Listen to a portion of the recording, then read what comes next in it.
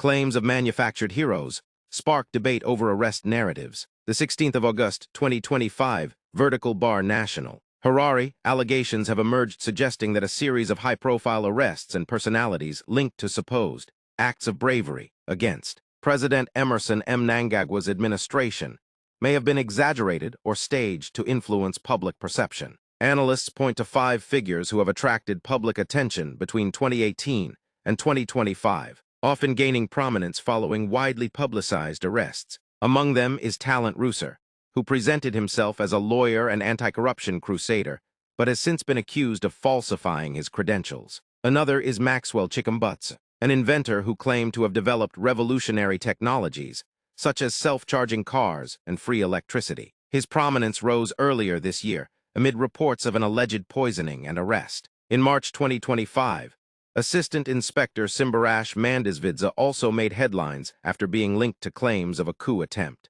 only to be arrested shortly afterward under unclear circumstances. President Emmerson Mnangagwa himself has faced scrutiny over long-standing claims that he took part in a Rhodesian-era bombing, allegations that critics argue lack documentary evidence. Finally, journalist Hopewell Chinon has been accused by state media and officials of fueling tensions between civil society and the military through reports that critics say overstated incidents of stolen firearms and bombings earlier this year. Observers say these incidents share a pattern in which individuals rise to prominence through dramatic claims or arrests, only for details to later be disputed or questioned. At the time of publication, Chinono, Rooser, and government officials had not responded to requests for comment.